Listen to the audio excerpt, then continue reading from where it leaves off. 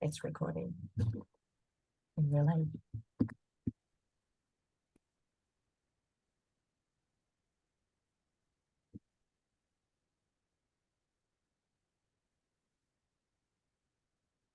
Good morning, good afternoon, good evening.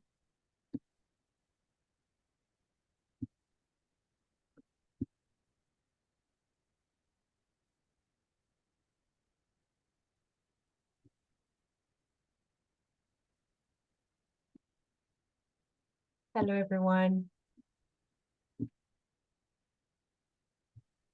Welcome, welcome.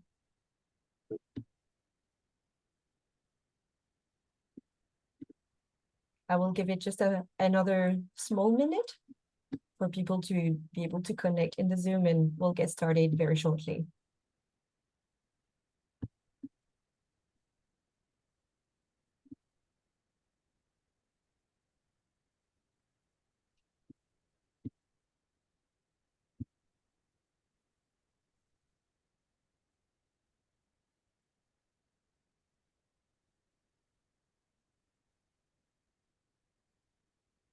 All right, I think we can get started. So good morning, good afternoon, and good evening, everyone. Thank you for joining us today for our fourth webinar of this International Education Week webinar series organized by AFS Intercultural Programs.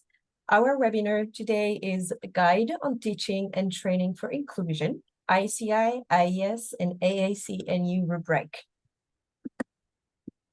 Our speakers today, there's three of us, so let me introduce each person one at a time. So you can say hello and welcome to Chris Cartwright. MPA EdD is an assessment consultant, trainer, and instructor supporting individuals and organizations in assessing and developing inclusion, intercultural, and global competencies.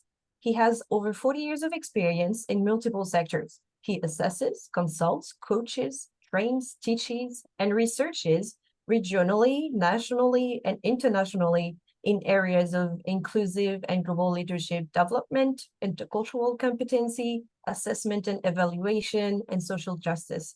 He is an associate of the Connective Leadership Institute, the Kozai Group, ICI, and Aperian Global. He is an adjunct faculty for the Portland State University, Minerva, as well as Middlebury Institute of International Studies, Monterey, and Pepperdine University. He recently served as Director of Intercultural Assessment and Associate Director of the Graduate Program for the Intercultural Communication Institute for 10 years. Prior to this work, he has served as the Dean of Academic Programs for the International Partnership for Service Learning and Leadership. Next, we have Stacy Menezes. Stacy is a final year PhD candidate at the Goa Institute of Management, India. She completed her master's in industrial and organizational psychology and worked in the people department in organizations in India. She has presented at the Indian Academy of Management Conference and continues to publish her work in relevant academic journals. Her research interests are in the critical areas of inclusive talent identification, leadership, inclusive competency development, and developmental interventions. And I, Anaïs Chauvet, have completed a Master of International Affairs with a perspective on the Asia-Pacific region. I am now the Educational Support Specialist at AFS Intercultural Programs. I am a member of the Global Up team, which is developing, implementing, and supporting our online educational programs on global competence and intercultural skills development. I work closely with our AFS partners around the world to support them in utilizing these online resources to make an impact in their local communities. And I also manage the Global U Adventure virtual exchange program, which has seen over 850 teenagers from over 55 countries develop further their intercultural skills and global cohorts of peers. So these are the three people you're going to see speaking today. So as we go through our agenda, we're going to have a really quick introduction on assessment tools. We're going to go through specific assessment tools to present them and share some case studies about them. We will have time for question and answers at the end. So please feel free to share any questions you may have in the chat, and we will get back to them at the end of the session.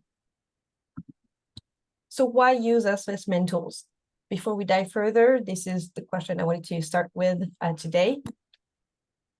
So there are different types of assessment tools, such as formative, rubric, and psychometric surveys. Today, we will focus on the ones highlighted in blue, the ICI, the IES, and the AAC&U rubric. If you would like to find more details about assessment tools and research papers, we highly encourage you to visit the Chilmar article. You have the link on the slide, and we will share it in the chat as well. So this is a model of what you need to know when you're assessing something.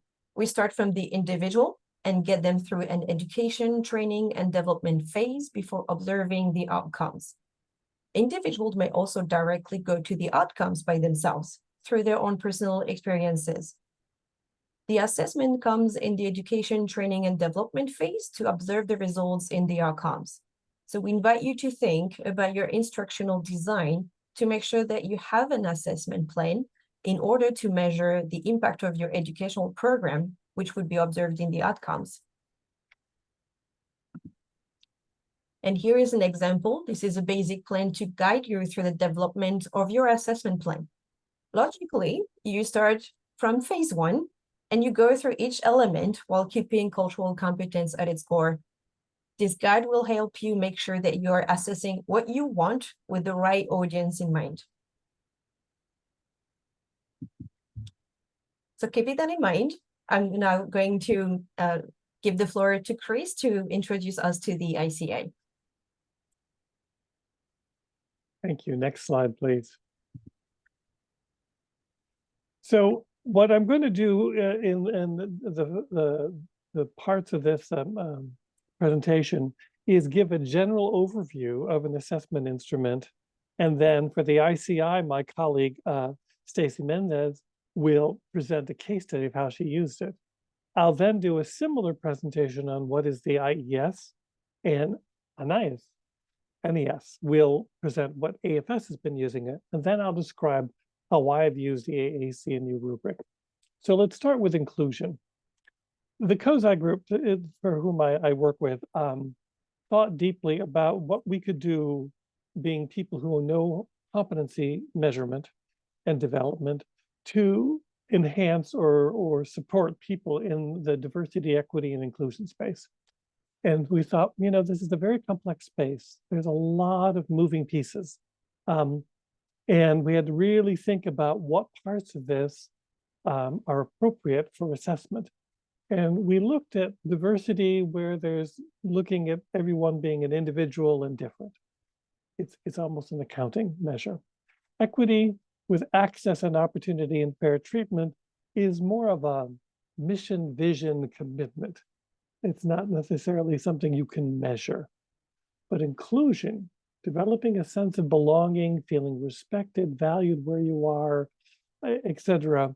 There's a set of competencies we were able to find and learn how to measure that we thought would help individuals in their development, becoming more inclusive. Next slide. So there are several aspects of inclusion to be in this space.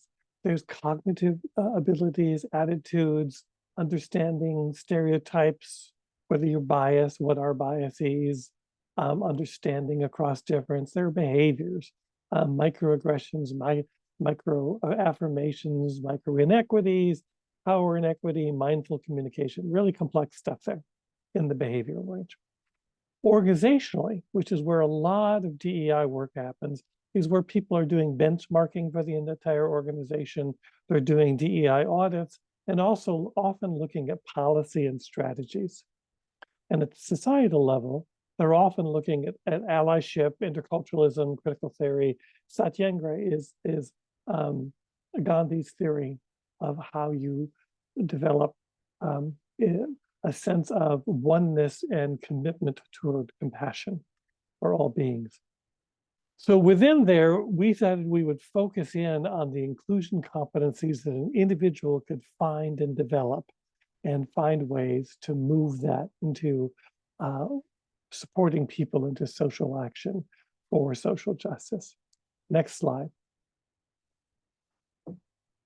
So After doing some pretty extensive research on what is possible, what are dimensions, possible inclusions, and doing a large study around the world, it's a global measure of people, so a very diverse pool of people took the pilot of this.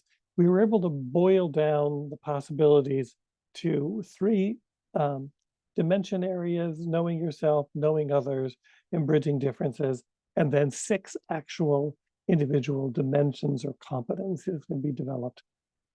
Under knowing yourself, the first one is openness to change.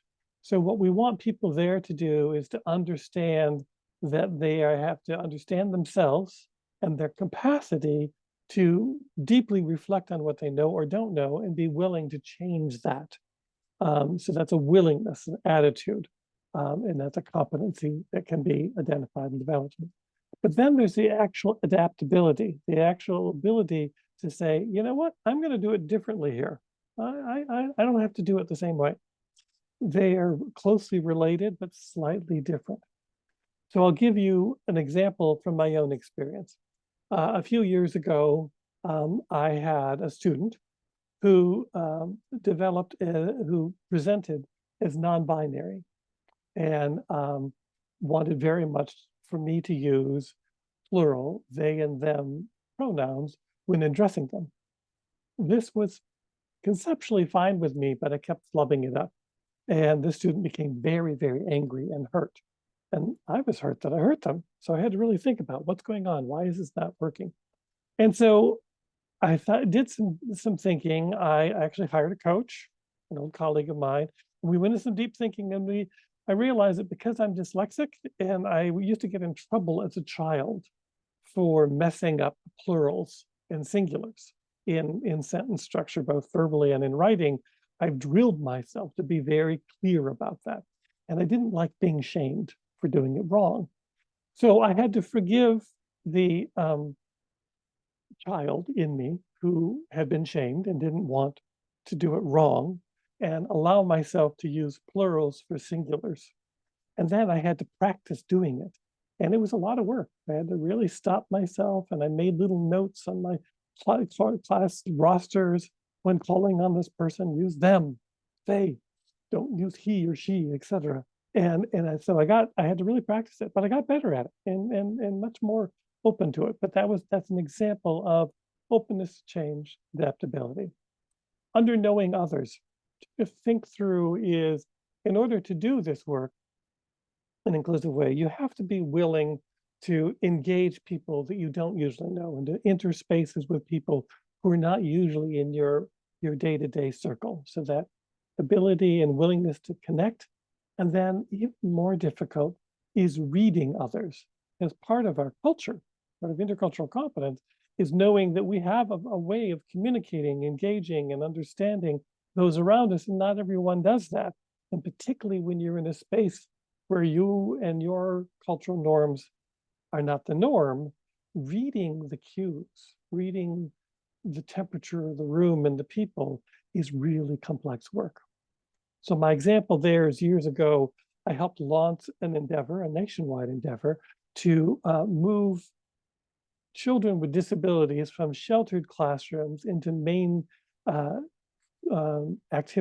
room activities in school buildings whenever possible. It's called Least Restrictive Environment, and it was the precursor to the American with Disabilities Act. And I was holding this national event, and for some odd reason, the deaf community was protesting our conference. They did not want to have anything to do with it. So I remember pulling up in front of the convention center, and there were this protest going out, and I rolled down the window of the car, and the nonverbals were, really angry, no, don't do this. But it was silent. You could hear a pin drop. I thought, oh, this is interesting. I'm not used to this. It's totally new to me.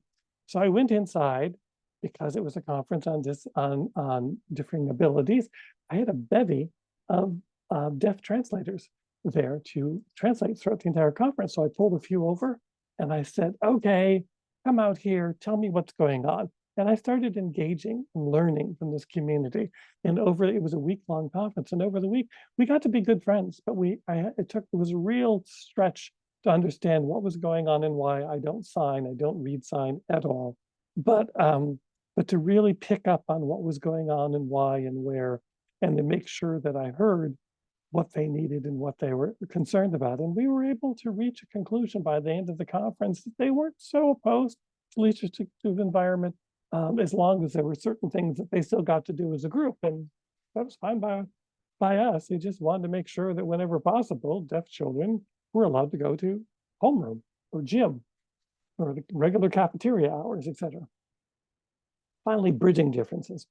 This is an area that's really complex. You have to be willing to value different perspectives and deeply, and then be sensitive to the power differentials that are present in these situations. My example there was some research on being an educator for social justice for a college of education that I used to work for. And a team of us decided to research. It was one of our vision and mission statements, but we had no evidence that it was happening. And as we were laying out who was going to be part of the research pool, I insisted that it will not just be students and faculty, that we also interview the staff, the secretaries, the janitor, the project managers that we had on staff. And that was a real interesting set of perspectives, and we learned a lot. It was very interesting to hear the clerical staff talk about when they saw social justice being enacted or not, and also to be aware of the power differentials. There were places where different groups, students, staff, and faculty, would not speak in front of each other. So we had to separate them into separate interviews, focus groups, so that they felt comfortable to actually tell us what they thought they did or didn't do and what was going on. And so it was a matter of leveraging those and giving everyone a space and a voice, but being aware that there were certain things that people couldn't say in front of each other because of those power differentials. So that's the general model. Next slide. Embedded in all Kozai trainings or assessments is a personal development plan. What we've learned from cognitive-based therapy is that if a person sets a vision and sets an incremental goal for what they want to do and makes an action plan and is accountable to that plan, it's got to be measurable. They're going to do it for so long, so many days a week. They have people that they're checking in on. They can follow through and make a change in a competency, even something as complex as power sensitivity or reading others. It can be practiced. These are practices. Competencies are practiced. So these are the general framework that we offer in our assessment work. Now, my colleague, Stacy Menezes from the Goa Institute will share with you a case study of how she has measured inclusion competencies in Goa. Hello, everybody. Today I will be presenting on a case for individual competency development in India. Next slide, please.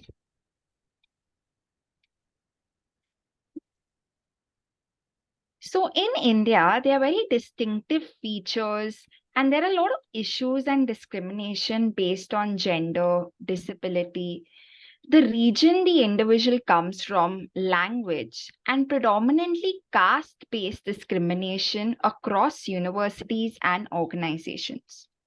So most of the diversity and inclusion research has been grounded in the Western context. And therefore, there have been calls and a need for very context-specific research. Now, though many organizations and universities have inclusive policies and processes, actual inclusion arises from the voluntary behaviors of individuals. And we found it a need that this is especially magnified for business students because they are becoming on the cusp of becoming future leaders in organizations. And also the rise in the number of business schools across the world. So we chose to focus on inclusion competencies, which are those traits, abilities, skills, knowledge that underlie behaviors and that help foster an environment so that others can feel like esteemed members of the work group and experience treatment that satisfies their needs for belonging and uniqueness. So we focus not only on the knowledge of the inclusion competencies, but also to develop the mechanisms and the capability for which these inclusion competencies can be developed. So next slide, please. For our participants, so it was an in-depth case study in a business school in Goa, India. And the campus has over 900 students, and they are from different states. So it's very diverse in terms of their educational background, their work background, their religion, their language. And the internal student body audits identified a clear need for inclusion within and across the institute. So we had 106 learners, and they all had prior work experience, and they had all done a 2-month full-time internship in the last 6 months before the study, and they were within the age range of 20 to 29 years. So we decided on the effectiveness of combining the psychometric assessment tool that you all have previously seen, which is the ICI, and an improvement approach that places that developmental responsibility not only in the instructor, but in the hands of the student. Next slide. So the learning intervention, that was basically the personal development plan, how we utilized it, wherein the individual focused on the competencies that they were working on prior, but also they tried to reevaluate and how they focused on in the future. So in the start, the students, they completed the ICI, which was a part of a course in the college. And prior which, after that, they had a certain instruction and debriefing session on the ICI components. The knowledge was imparted towards them. And they then had to submit a 1-pager plan on which they had freedom to choose a competency of their choice, their specific SMART goals they had to develop, and what plan they would develop in order to achieve the goals. They also had a choice to have their own accountability partner of their choosing, so that could have reflective conversations with them. Now, following that, for 5 weeks, they had to submit a weekly check-in report.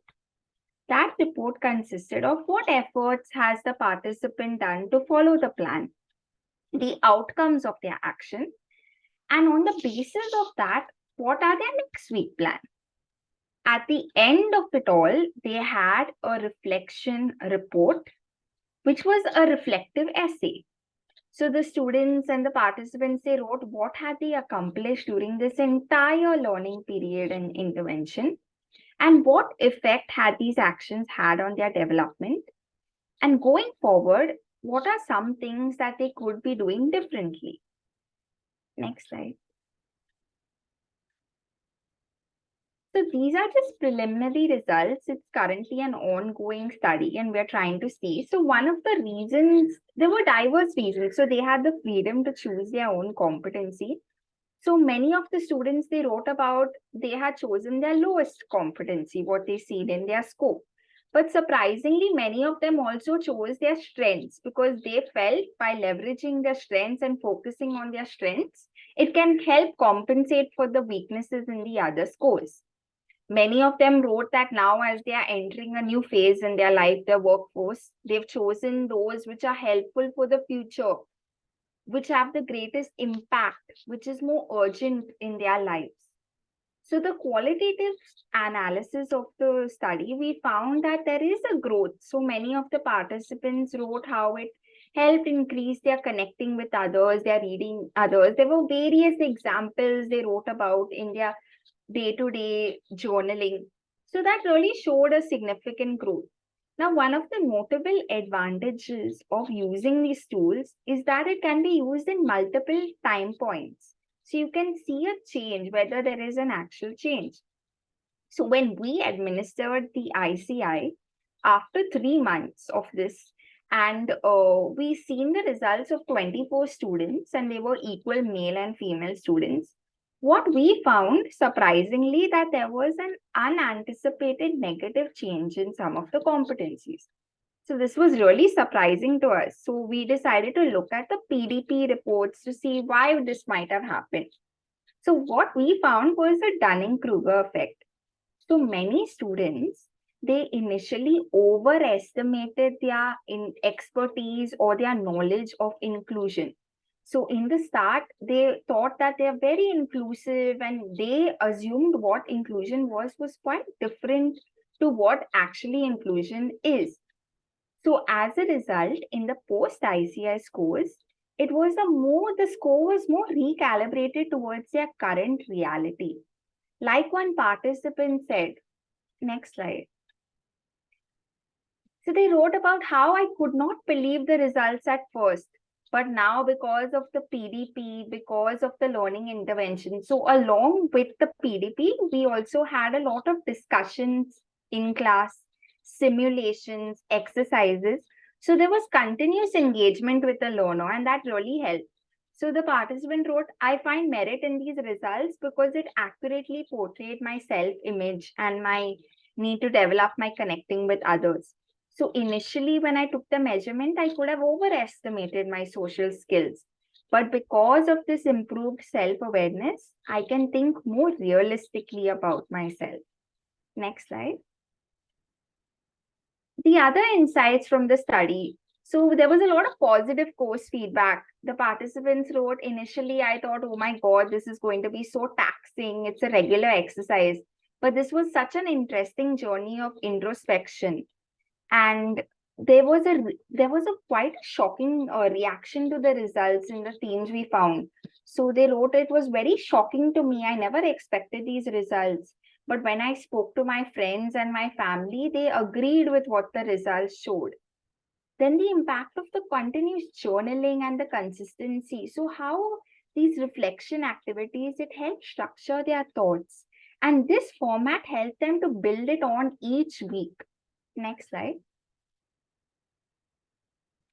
Also, since the accountability, the flexibility, the personalization was in the hands of the participant, they wrote, it showed me that I always had these tools at my disposal, but I just didn't know them. And they tried to draft their personal development plan along with align them with the happening. So when the placement season started, one person gave an example. There was so much stress. I was initially getting rejected a lot, but I tried to improve on my adaptability, and that helped me align the developmental plan. Next slide. So the other insights are in terms of self-development, where one participant wrote, initially when I started the ICI, I asked the question, who am I? But now I'll rather ask the question, who do I want to be? It also helped them in terms of the group dynamics, the group assignments that they had in class and the other course. And current leader role, many of them were leaders of their student clubs. So initially they wrote, I used to look at my juniors just as a resource, as an instrument, like order them around. But now I've changed the way I guide my fellows, colleagues, and how my leadership skills. And networking, they increase their connecting rate on LinkedIn. They try to reach out and learn about different people. Next slide. So we can see that using the ICI does lead to some change. But there are two ways. One way is either you can positively increase the competencies of the participants, but also if you increase the knowledge of them and they clearly understand what inclusion is, that can lead to a certain change and it can really help them.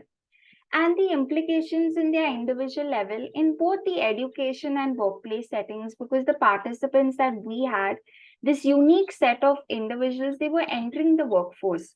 So they spoke about how in their current education, but also how now as future leaders, it's going to impact them greatly. So that's it from my side, and we'll move forward to the next instrument. Thank you, Stacy.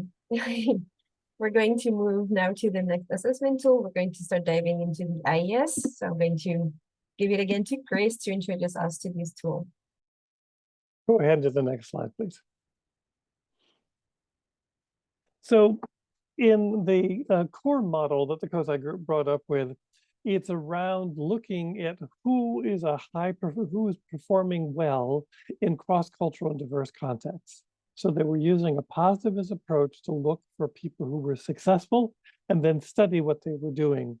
What they did when they did this work across several sectors and around the world, when they found people who were doing this work at very high levels, that they were often in their role because they had either or both a technical expertise. They really knew how to do something really, really well, and they were elevated to that, or they had very strong, relevant operational knowledge. They knew how the organization worked deeply in multiple contexts, and they were to go overseas or in a new diverse setting and replicate that work. What they found is that those alone, which are common indicators of why people get sent into these situations, weren't necessarily indicators of success, but personal competencies linking technical expertise and relevant operational knowledge were essential. So they dug deep on the personal competencies. Let's go there now. So they started with a much larger tool called the Global Competency Inventory, which is really used for expatriated leaders. But that was a large, complex tool, great for that work. But a lot of people, particularly those in education, wanted something simpler and more accessible. So they took a subset of the dimensions of the GCI and developed the Intercultural Effectiveness Scale. So it's there, it's been around for a while, and it's split into the three buckets again. They are continuous learning about yourself and others, interpersonal engagement, willingness to make and maintain relationships across difference, and hardiness, understanding that when you enter spaces where you are no longer culturally the dominant culture, that you may get stressed and you have to work with how well you manage yourself, self-management in these contexts. Within the continuous learning dimension, there is self-awareness, aware of who you are and what you bring to the space, what is your culture and norms, but also what is the impact of yourself in these different spaces. And then exploration, willingness to go out and learn and find new things, new ways of looking at things, new foods, new cultures, new languages, the willingness to go out and explore. My personal example of that was when I was an advisor for master's theses, and my students would present all sorts of ideas. I got through them. I learned about all sorts of things around the world. But one that was very particularly challenging, I had a student studying how birthing clinics in the San Francisco area managed diverse immigrant populations and how those women were responding to American constructs of birthing and how they could learn to do that better. It was a very interesting study, very complex, and she desperately wanted people to observe what was going on from clinic to clinic so they would see it. And she wanted to know if I would be one of them. And I sat here and I thought to myself, no, wait a minute. I'm a white guy with a doctorate, but not an MD doctorate. I'm a doctor in education. No background in medicine. We have an immigrant woman in a birthing situation, their most vulnerable space ever. And you want me to come in the room? Oh, hell no, that's not going to work. No. Let's find someone else who's more appropriate for that thing. But, I was more than willing to learn about birthing practices around the world and why they were held differently and who was to be present, not present, etc. And I learned a lot through the situation, but it's the understanding of what impact I would have in that space that caused me to evaluate differently how I would best engage this work and support my learner. Interpersonal engagement requires what's called a world orientation. It's related to exploration, but it's more, how do other people learn? When did you learn direct eye contact or indirect eye contact? Where did you learn to appreciate hierarchy or egalitarian styles? How did you understand your history and culture in relation to others, etc.? So that's what a world orientation is. And then the relationship development is the willingness to make and maintain relationships in new contexts up to and including learning the language or using the language of other people. My example here is when I was Dean of Academics for the International Service Learning Agency, I was to retool and relaunch a new master's program that was going to be held around the world. The students were to study in three different countries during their master's degree. And what I learned I had to do is I had to gather the syllabi from around the world that the faculty were using. We had 12 sites, students were to choose 3 of them, and then meet with them and really learn, what do you mean by teaching and learning? And how did you learn to do that? And why is this a good example of a thesis versus that one, or a research question? And it was a lot of work. It was a lot of work. Teaching and learning is held very differently around the world. But I also had to develop deep relationships, trusting relationships with the faculty from around the world, and hear how they wanted to be managed and how they wanted to be engaged and when and why. And there was a lot of different language and constructs, what they meant by syllabus, what they meant by lecture, what they meant by showing respect, and what they meant by good writing or citation, had different terms. Certain terms that I thought were one thing meant something totally different in Mexico and Jamaica, and as well as Italy and England and Thailand and Ecuador. And so really delving into the language of teaching and learning and how we were going to hold a degree together, my example. Finally, heartiness. You have to be willing to self-manage here. And the 2 elements there are positive regard, which is the framing of things open-mindedly, like, oh, you didn't mean me any harm. I can learn from this. This is something that is worth staying engaged with as opposed to retreating from. Followed by emotional resilience. You're going to make mistakes when you cross cultures and difference, but will you learn from them or retreat from them? So your ability, emotional resilience is your ability to reframe and step back up and try again. My example there was taking over that, sharing the management of a program in bilingual teacher education. So we were taking immigrant teacher assistants in school districts who often were fully qualified to teach, but didn't have an American license, and offer them evening and weekend courses so they could be unlicensed teachers. But we were very diverse. And we were the first time doing this. We got a big grant to do it.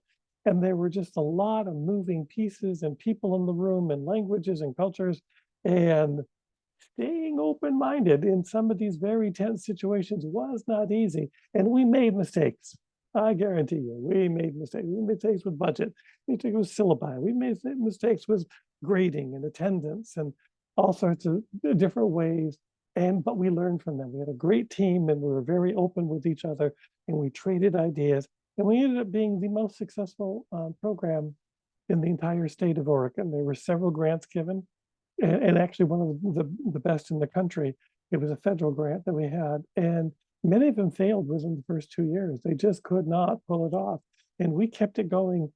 That started in 1998, 1999. It's still going now. But that was because we were willing to stay open to it and learn from our mistakes. So I'm now going to turn that, and similar to the ICI, there was a personal development plan built into this work so that the learners, once they get their results, can decide what they want to grow, focus on it, and grow it. At this point, Anaïs is going to give us a case study from AFS. Thank you. Indeed, AFS has been really happy to use the AES because of our work with the Stevens Initiative. AFS is mostly known as a mobility provider, and as we're moving further into virtual exchange, we asked the question, does virtual exchange actually develop core elements of global competence? And back in 2021, we conducted a study with the following groups. So varied research cohort recruited from the existing Global New Adventurer or GYA program registrants and via social media, ensuring that both the cohort and the GYA participant group already had some interest in AFS virtual exchanges. As with many research projects, especially online research, we had some issues with control group retention over the project. Not all of our control group completed both surveys, which we wanted to account for any baseline fluctuation in people's responses over time. Knowing that people are variable and different days may yield different responses to the same questions. Overall, smaller numbers than we would have liked, but both cohorts were otherwise well matched. So we chose a mixed method approach, which was very useful in terms of generating comprehensive data and ensuring participants' voices and experiences formed a core part of the research. Our quantitative analysis used two survey instruments, one being the IES. The IES would measure the intercultural effectiveness for us in quantitative results. So we also agreed that the language is more accessible for this age group with participants spread around the world and in non-native English-speaking countries. We have calculated what we're calling simple groups, which we computed by subtracting the pre-test score from the post-test score for each person. So a person who has a lower score in the post-test shows up as a negative simple group, and a positive score means an improvement between the two surveys. So we're showing the average amounts of change for each scale. Here we have each of the subscales of the IES that Chris just presented, with the control group simple growth shown as the gray line and the GYA participants' average simple growth as the blue line. If you take a look at the box on the right on these three scales, the overall IES rating, positive regard, and self-awareness, the differences between the GYA participants and the control group showed the most significance. This means that we have 99% certainty that our results are not just random for these items. In 4 other scales, hardiness, moral orientation, interpersonal engagement, and continuous learning, we can also be confident that GYA participants also show greater growth than the control group, albeit at a lower level of significance, 95% instead of 99%. Just looking at the chart, you might wonder why the significance of the difference does not seem to relate to the length of the lines you can see here. So we'll take the example of world orientation, where the GYA participant showed the greatest simple group, and explain. So when we compared the actual pre-test and post-test averages for the control group and the GYA group, we were surprised to find that the control group has a significantly higher average pre-test score than the GYA participants.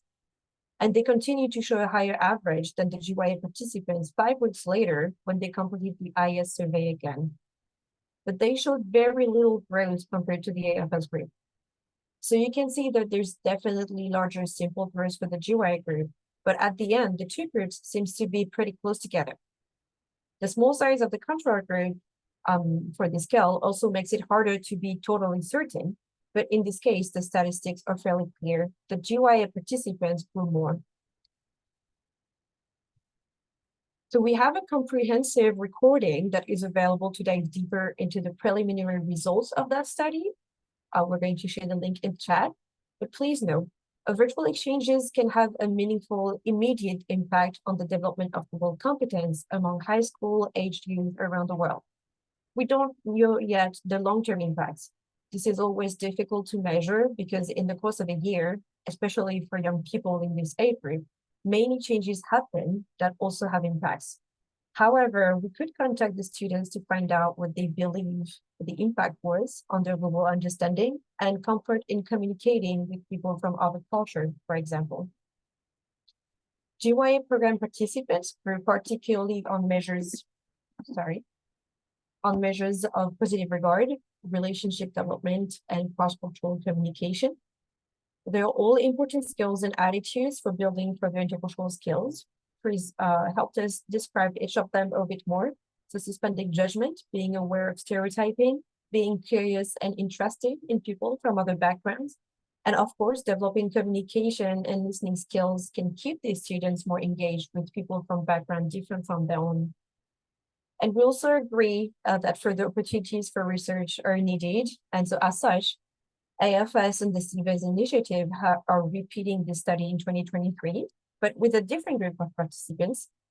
Our team researchers, Betsy and Kirili, will present preliminary findings of the second phase of this study in the webinar planned tomorrow at 9 a.m. New York.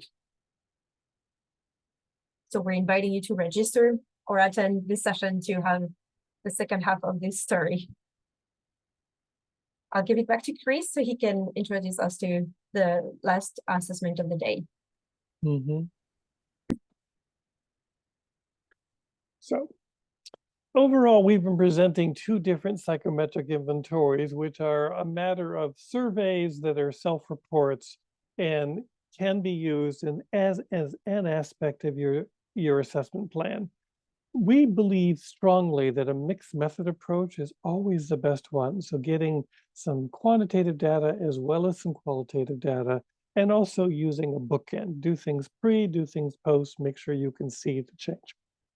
One way to gather and use qualitative data is to use rubrics, okay? Now, I have friends who will differ with me and say to me that rubrics don't qualify as definitely qualitative data analysis because they do assign numbers or levels to the work. And I differ with my colleagues on that one. And the reason I do is that what the rubrics do is in qualitative work, you gather in work samples. You get work the learners have actually done and can be observed and score it, okay? And so it's more authentic in that we're not just having them say, I think I do this well, or I do it all the time, but we're actually looking at samples of their work. But what I have found in my work and assessment around the world is that actually very few people are trained in coding qualitative data. It's a definite science and art. And so rubrics are basically pre-coded qualitative research. And so I love them and highly encourage people to use them. The first one we're going to talk about, and these are from the American Association of Colleges and Universities. They have literally 17 or 18 different rubrics that you can choose from on different aspects of this work. But the two that I'm going to talk about are related to our learning here are the Intercultural Competence Rubric, for which I've served as the team leader, and the Global Learning one. Let's go to the next slide. So in this rubric, what you're looking at are three sets of information. There's knowledge. We want people to understand their own cultural self-awareness, and also knowledge of other worldview frameworks, okay? We hope that they can see some skills, and the skills that we decided that we focused on for this rubric are empathy and verbal and nonverbal communication. And finally, attitudes of curiosity and openness or non-judgmentality. When we put this together, we had literally 200 campuses across the US pilot these rubrics over a 2-year period, and we fine-tuned them. And we had a panel of experts who gave information on what they thought was a good way to write the row on verbal and nonverbal communication versus empathy. And it was a rich experience, and I think this is a solid assessment tool. From my experience, when I talk to people around the world and ask them which assessment tool they might be using, this is the most common one, because it's a free download. And it takes some work to gather the data and score it, but it's a free download. So I'll give you an example of how I use it. I often use appreciative inquiry. So I ask my students to tell me a story when they engaged a group of people whose culture was different from their own for an extended period of time, not just, an afternoon, but at least, a month, if not longer. And tell me why it was successful, who they were engaging, and why. Short, very short, 2 or 3 paragraphs. And then I ask them a question related to what they learned about themselves and what they learned about their new colleagues. I ask them how they, when conflicts arose, how did they show themselves and their other people some empathy for what they did or didn't understand about each other? And did they adapt their communication style, verbal or nonverbal, through this engagement? And then I ask them, how did they learn about each other? How did they stay curious? What were their mechanisms for doing that work?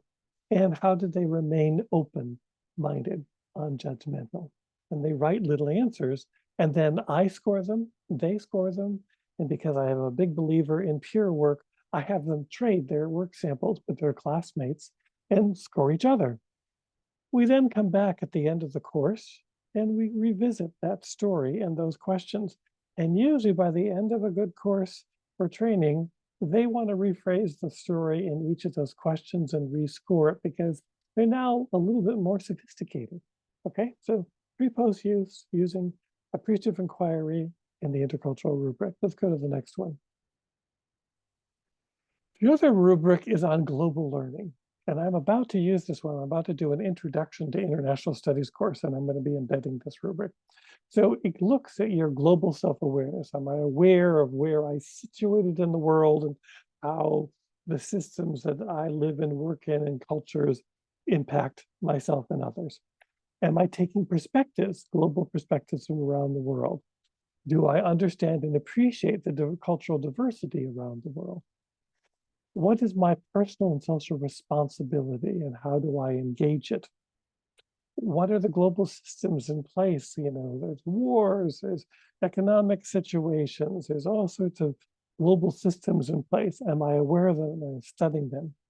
And how am I applying the knowledge, global learning knowledge around the world? So what I plan to do is actually ask my students to tell me a story about when they study some other part of the world and really got into it in depth and really felt that they mastered it. And then I'm going to ask them a question about each of those dimensions, and we will use the rubric to score themselves and score each other. And then after the course, introducing them to international studies and what it means and why and how we do this work, we're going to revisit those stories and rescore the rubric. And that's a good way to use a rubric. Okay? So that's Rubric 101. You've got links and samples in there that were linked up here, and there's going to be a Google file shared with you with samples as well. So that's the end of the core presentation. I turn it back to our host. Thank you, Chris.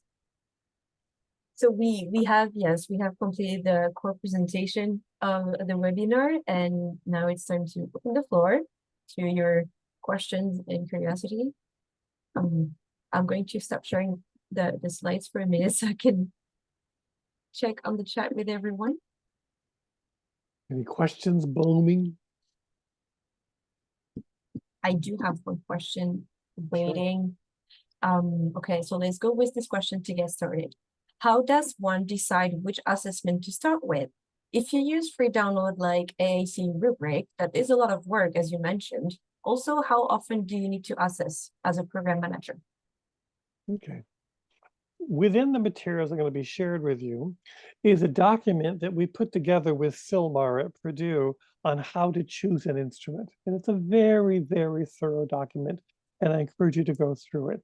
And so really what you want to do is think through your learners, your learning objectives, the commitment of yourself and your partners in this study, and really think through what is the right model and method to use, because they're different. If there is no one way, there's no one recipe.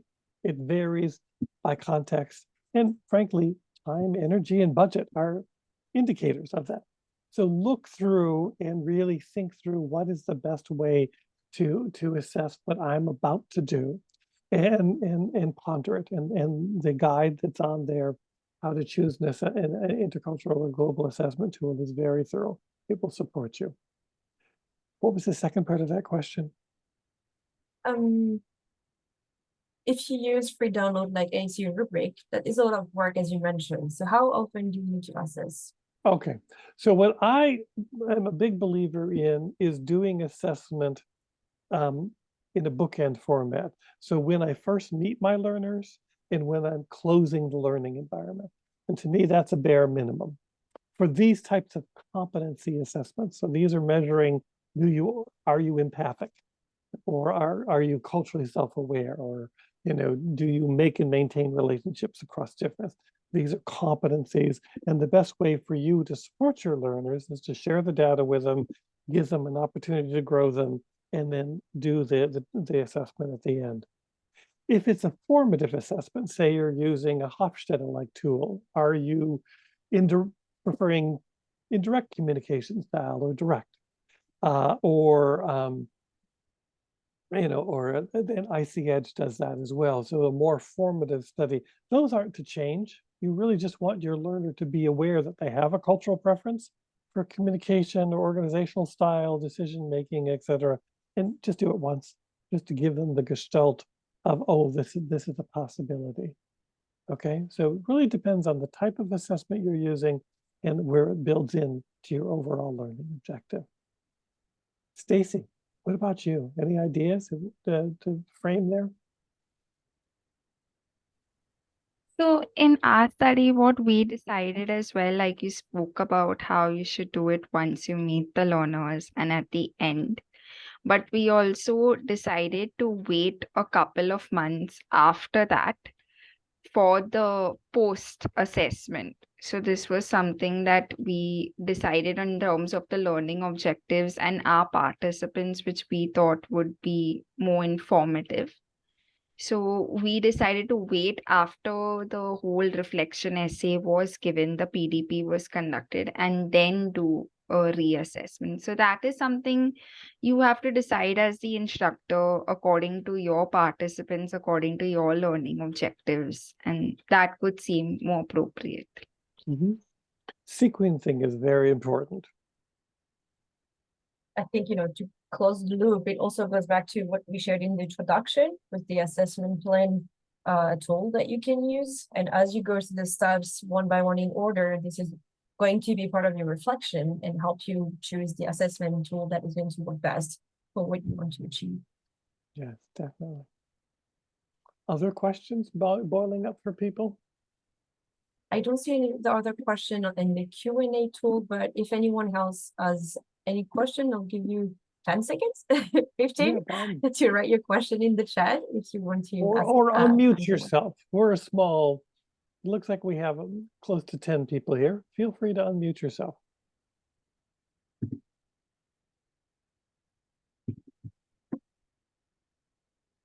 Irina, you're always good for a Q&A.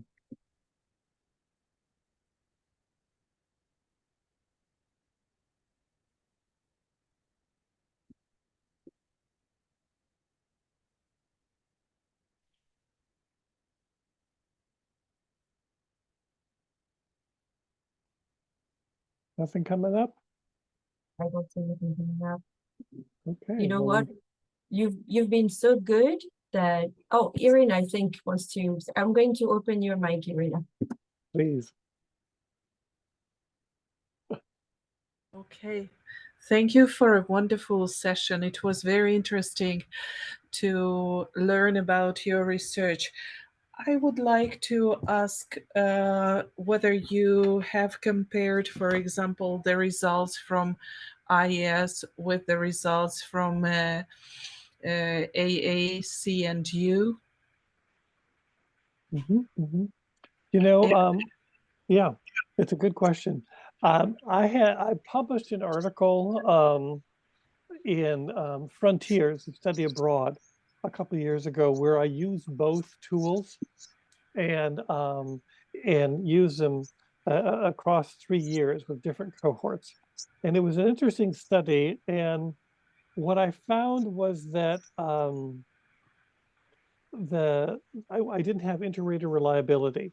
So how the students and or I scored them, there wasn't a good match. So really the AAC&U rubric became more of a heuristic learning tool than something that I could quantify.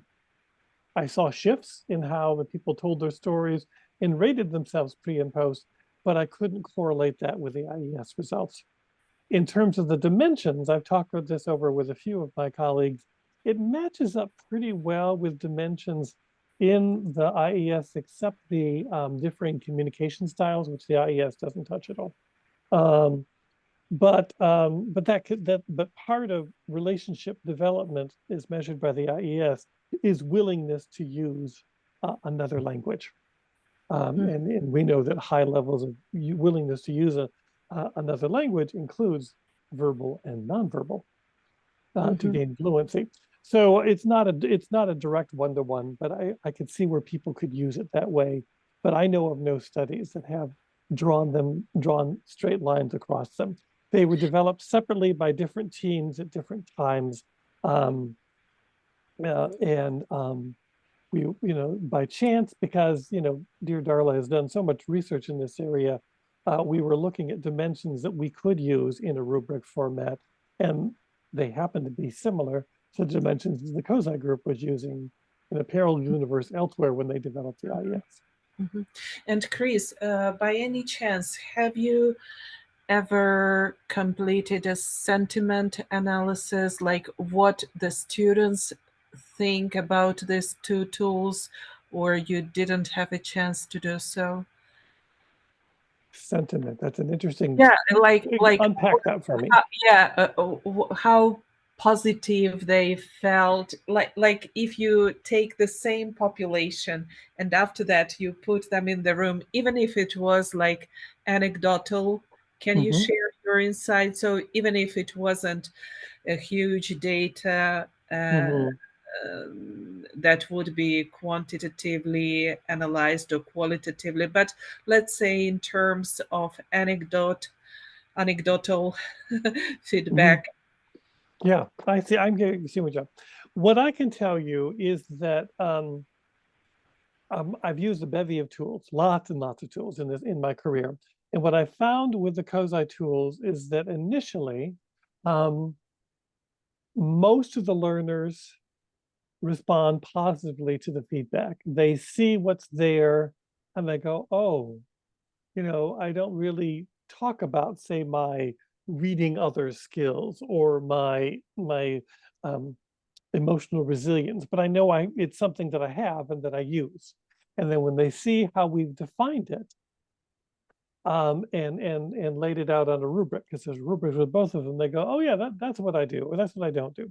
So a majority feel positive about it.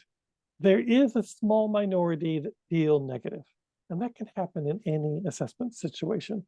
And they'll say, you just didn't get me. You didn't understand me. This isn't right. And the way I've learned to look at that is there's a group of people for whom asking people questions on a Likert scale and saying, do you do this? How often? Or how do you feel about this? Just is abnormal to them. It's antithetical. They say, no, I'm much more rich and complex. I have a story to tell. Let me tell you my story. You can't score me and my story. And that's fine. So often what I do with people who respond that way is say, okay, put the results page aside. Tell me about when you have learned to learn from making cultural mistakes. That's emotional resilience. Tell me when you remained open-minded and non-judgmental. So my stories are more focused and I get the same thing out of them. And then they feel more comfortable. The idea that their story has dimensions is probably new, but the fact that they can divide it up and articulate it, they're more comfortable with. And using the rubric that comes with both of these tools puts them at ease. There are also those who are known for being high flyers and just believe that they get it. And you have no business telling them that they don't get it. With the inclusion, you'll get people who say, well, I treat everyone the same. I'm very generous at all times. I'm not judgmental. I have no biases. And then we learn that maybe that ain't so true. So, and then with the intercultural, it's kind of like, I had a student who was an MBA student and he worked in a global company. And he flew all up and down the Central and South America and did very high level work. And then we sent him abroad, but without his staff, without everyone picking him up. He was flown in jets and picked up at limousines on the tarmac. And we said, get your butt to Bogota. Find your way to this schoolhouse. We're going to have a meeting. There's a guest house across the street you'll be staying in. And he quickly found that he was nowhere near as fluent as he thought he was. is all of the buffers, the supports that he was used to having were gone. And so he really freaked out, and it was a good lesson for him. So I find that certain people become more open or not. And then you have also that Dunning-Kruger effect that Stacy so nicely outlined. And there are social desirability scores built into the Kozai tools, and they're very finely tuned. There's a 1 to 10 scale, and if you're a little on the low side, it means you maybe are being humble and don't want to brag about yourself. If you're in the middle of the 10-point scale, 4 to 7, I can be honest with you, I can be honest with myself. If you're 8, 9, 10, you may be bragging a little bit. You may be wanting to prove yourself, etc. And they don't change your results, but they can give you feedback on your learners. And that's often a place to go when I'm getting the resistance point is, what's going on here? And is this a person who is trying to prove something or feels threatened by this and is overrepresenting themselves? And that's another way to unpack that. But there are people who do reject the work, but I don't get that much pushback with this type of model. And the reason is that because we're looking at individual competencies and levels of competencies in cross-cultural or diverse settings. And most people, when they see a competency, can go, oh yeah, I do that or I don't do that. And that's an intriguing thing. And that's a gift. And I find that people are less liable to respond negatively. The other trick to it is the fact that the social desirability is frankly embedded in secret, and it's for the administrator only. We have colleagues who love to show the social desirability front and center when they do assessment work. And what I have found when we do that is that if the learners aren't accustomed to seeing their overrepresentation of self, that's offensive. And I have to spend time unpacking the fact that it's a good thing that you overrepresented yourself. It means you really want to try. But I do have to kind of inoculate them and bandage that over. And that's a challenge. But this particular model doesn't do social desirability in your face. It's a secret, the administrator only. And I find that brings the tension down. Is that helpful? You can type or unmute yourself, Irina. Yeah, Irina, if you can type in the chat your reaction to these press points. Yes, thank you. Okay, thank you. Okay, good. We do have 2 more questions, and we have 8 minutes left on the clock that we can use. So maybe we can use 5-7 more minutes to answer those before we conclude the webinar. That would be really helpful, I think. The first of the 2 questions is, what are the budget ranges on the 3 different sections you emphasized on today? Okay, so an IES for in academic ranges, most of the people in the filming here are coming to us from academic, K-12 or higher ed settings. Initial inventory is $15, a pre-post is $25, and there are volume discounts for that. The ICI is a more expensive tool, and it's $30 for an initial inventory and $50 for pre-post use. And that is everybody, right? Academic, corporate, everything. And we do give research discounts. So if you're a large study and doing volume work and actually seeking publication or doing master's theses or dissertations, we have special rates for that.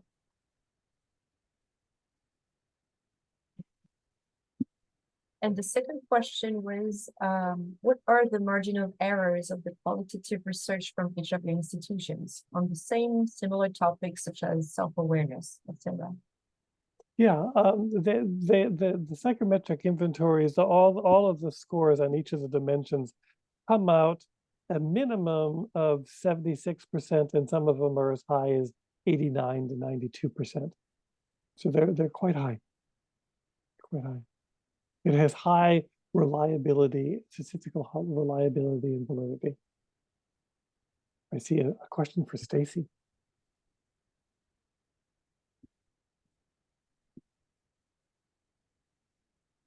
Yeah, Stacy, when you publish your research, is it going to be available somewhere on the internet for people to have access to it? How does it work? I will share the link.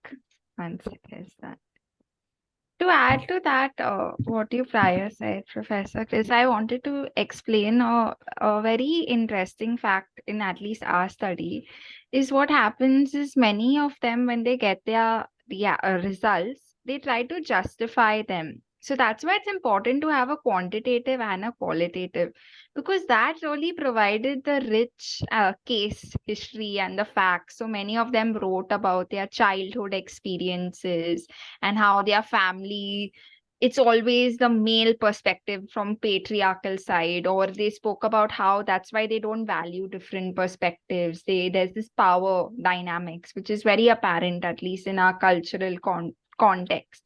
So that is why it was important to read both and have this qualitative and quantitative, because otherwise when you just get numbers, it's very difficult to tell the story behind that. So that's what I wanted to add, why it's important to implement both of them and look into both of them to get a clearer picture.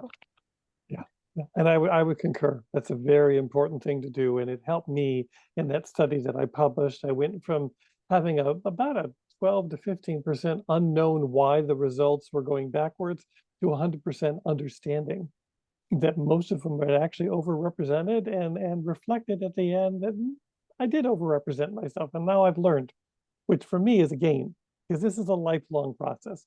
No one gets to check off intercultural or inclusion competency one and done. It's a practice, lifelong learning. And so I want them to realize it's a process and they have to practice it. So someone overrepresenting themselves and then coming back and saying that they understand that now, that's a gift. That's a double win as far as I'm concerned. Thank you, Stacy. Thank you, Chris, for answering the questions. Let's go to the conclusion of the webinar. Chris earlier mentioned a shared folder with resources. So I'm sharing the link in the chat right now. You can access it, it's public. And to the conclusion, so what's coming next? We are just halfway through our week of International Education Week and just halfway through our webinars. There are 4 more webinars to come, 2 are planned tomorrow and 2 are planned on Friday. I highly encourage you to register for any of those, even if you cannot attend for any reason. We'll get an email with the link to the recording, so that we'll just make sure that you have access to everything that you want.